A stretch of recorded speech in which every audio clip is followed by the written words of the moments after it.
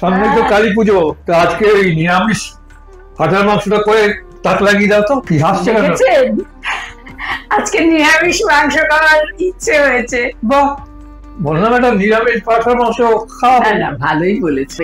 আমি 1 কেজি পাঠার মাংস নিয়েছি। মাংস ধুয়ে জল ঝরিয়ে হলুদ, লবণ, সর্ষের তেল আর শুকনো লঙ্কার গুঁড়ো দিয়ে ভালো করে মেখে কিছুক্ষণ রেখে দিয়ে একটা প্রেসার কুকারে নিয়ে নিতে হবে আর বাটি ধোয়া জল দিয়ে সেদ্ধ হতে দিতে হবে। 1/2 চামচ হিং আর ধনে, জিরে, লাল লঙ্কার গুঁড়ো জলে গুলে রেখে দেব। মাংস 4-5টা সিটি দিয়ে নামিয়ে খুলে নেব।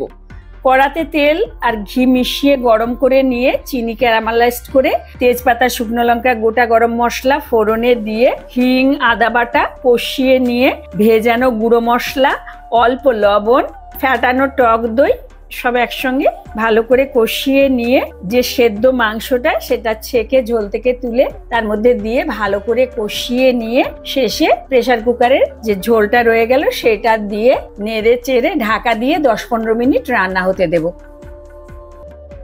ঢাকা খুলে নিয়ে বাটা গরম মশলা, কাঁচা লঙ্কা, ঘি, চিনি সবকিছু দিয়ে নেড়ে চেড়ে ফুটিয়ে পরিবেশন করে দেব নিরামিষ মাংস।